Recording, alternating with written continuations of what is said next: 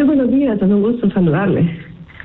Efectivamente, pues el día de hoy estamos siendo, vamos a decir, testigos, ¿verdad?, de los acontecimientos relacionados con el juicio político, pero anteriormente fuimos, digamos, participantes directos de todo el embate, el hostigamiento y el esfuerzo antidemocrático liderado incluso por un consejero que era colega dentro del Consejo Nacional Electoral y que concluyó en escenarios bastante complejos, de mucha incertidumbre y de mucho miedo para la población. Todos estos acontecimientos sucedieron a la vista de la población. Detalles de carácter técnico, por supuesto, no eran necesariamente observados, aunque eran elementos valiosos. Y todo se encuentra documentado. Tanto yo, en el momento en que ejercí como presidenta, como la consejera Jola, ahora que es presidenta, hemos ido documentando a lo largo del tiempo los acontecimientos, no solo ligados al día de la elección misma, sino también a todos los demás eventos en los cuales se comprometía la seguridad del proceso mediante actos distintos, tanto del consejero Ochoa como de sus empleados jerárquicamente internos, ¿verdad?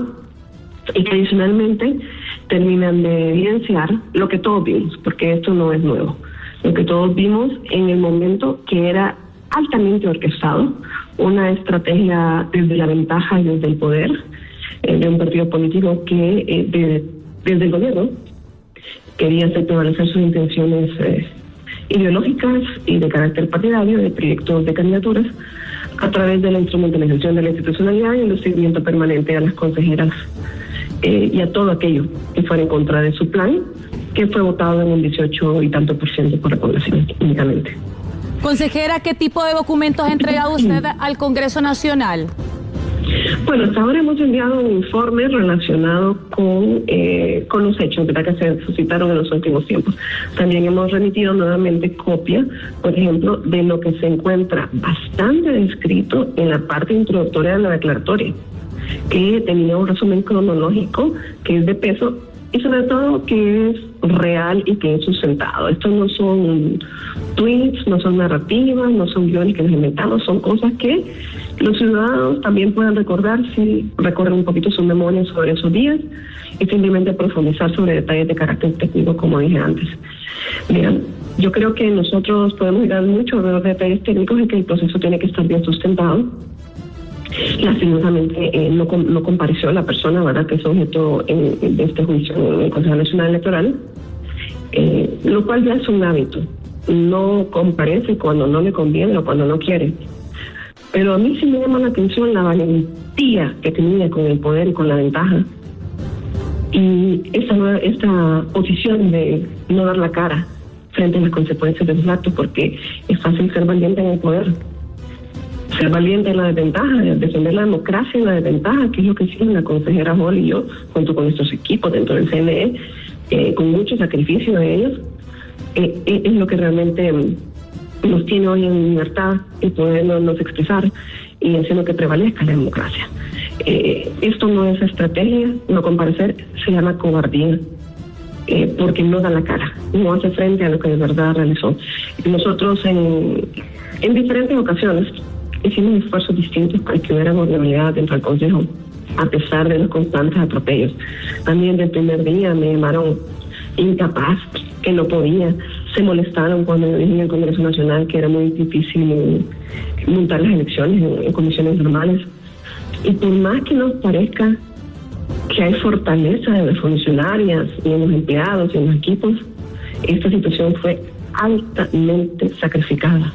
Es un sacrificio que no lo va a reponer un juicio político, que no lo va a reponer una sentencia, que no lo va a reponer un requerimiento fiscal, que nos hayan levantado causas en el Ministerio Público para perseguirnos con el ánimo de que no hubiera ya quórum, de secuestrar el órgano electoral y que hiciera exactamente lo que ellos dijeron.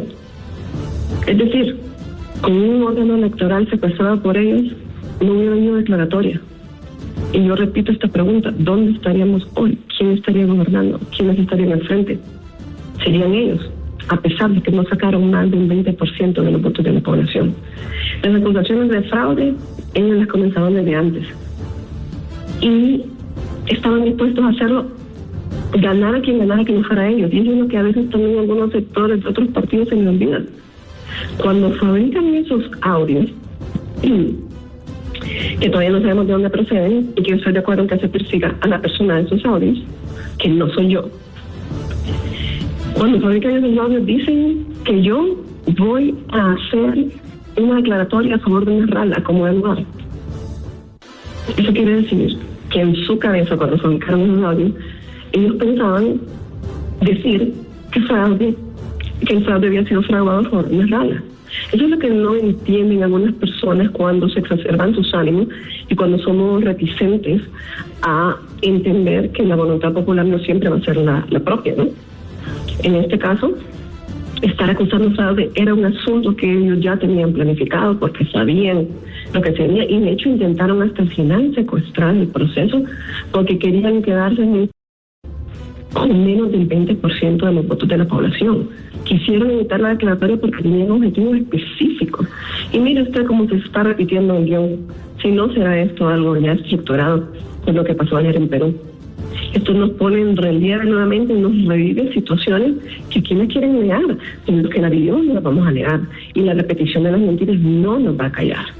Parte del impartir justicia no solo es que las instituciones tomen cartas en el asunto, es una reivindicación de la verdad. Y yo le puedo decir algo. Nosotros podemos haber tenido, digamos, encuentros de primera línea, un hostigamiento, un sufrimiento, pero esto le hubiera podido pasar a cualquiera que hubiera estado ahí con ellos y que no hubiera estado dispuesto a seguir el proyecto que ellos querían para el país o para sus elecciones, para apropiarse de las elecciones indebidamente. Eso hubiera ocurrido. Pero además, quiero decirle algo. En muchos hogares, en miles de hogares hondureños, había miedo y había incertidumbre. Y el paso del tiempo y la tranquilidad que se pueda tener respecto a ese aspecto no tiene por qué hacernos olvidar que la reivindicación de la verdad es importante. Ellos van a seguir repitiendo muchas mentiras. Y yo pido encarecidamente a los funcionarios o a los candidatos que hayan llegado a sus puestos que no sean indulgentes solo porque ya lograron eso. La democracia se defiende también en épocas no electorales y es más importante aún porque tenemos generaciones viéndonos, generaciones creyendo que repetir una mentira la va a convertir en verdad y que el silencio es una opción cuando tenemos la verdad en la boca. Así que si ellos repiten mentiras, yo voy a seguir repitiendo la verdad y por supuesto está documentado. Yo creo que hay que hacer el procedimiento correcto, de la manera debida, con la seriedad y la sobriedad que meditan las circunstancias, pero socialmente tenemos que hacer una reivindicación de la verdad. Que ellos griten, que ellos pataleen, que ellos digan mentiras estructuradas, que repiten sistemáticamente, no nos convierte en dueños de la verdad. Simplemente nos ratifica como los protagonistas de un plan de desestabilización del país y de su democracia que no lograron consolidar gracias al esfuerzo de ciertas personas, pero sobre todo a la vocación democrática del pueblo hondureño que acudió masivamente a las urnas y rechazó su proyecto político, porque eso hay que decirlo. Por mucho que griten, no pasaron de un 19% y fueron rechazados por el pueblo hondureño.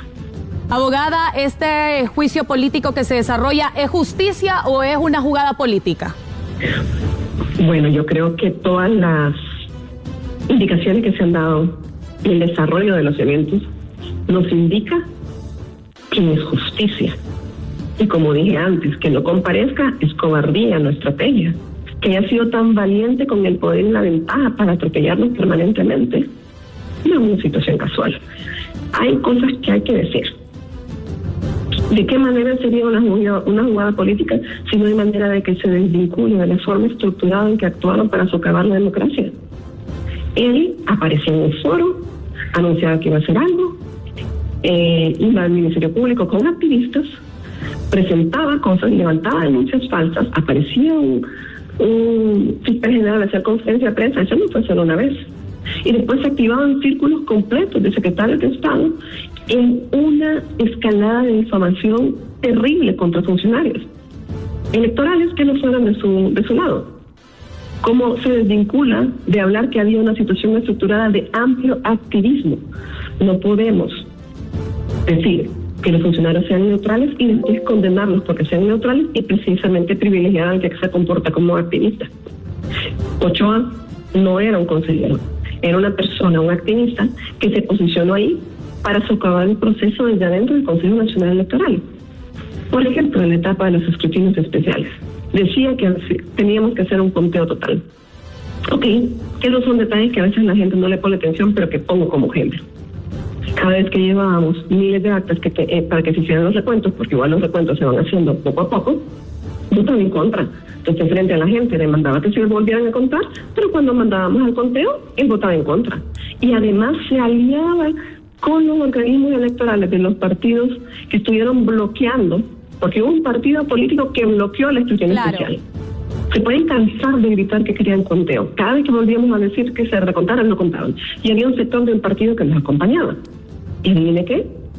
Los esfuerzos internos del recurso humano que dependía de esta persona que votaba en contra de los recuentos, aunque fuera dijera que se tenían que contar, se aliaban con ellos. Esto es tremendamente terrible. Se llena la boca hablando del código fuente por el tema de la plataforma de divulgación. Pero él estuvo peleando conmigo porque no quería auditoría del código fuente. Yo propuse la auditoría del código fuente justamente por los días en los cuales él se ausentó más de un mes de las sesiones. Esa es una de las causales. Bloqueó el quórum, pero lo importante no es que bloquee el quórum, no es un asunto de cómo se ve, es un asunto de qué resulta.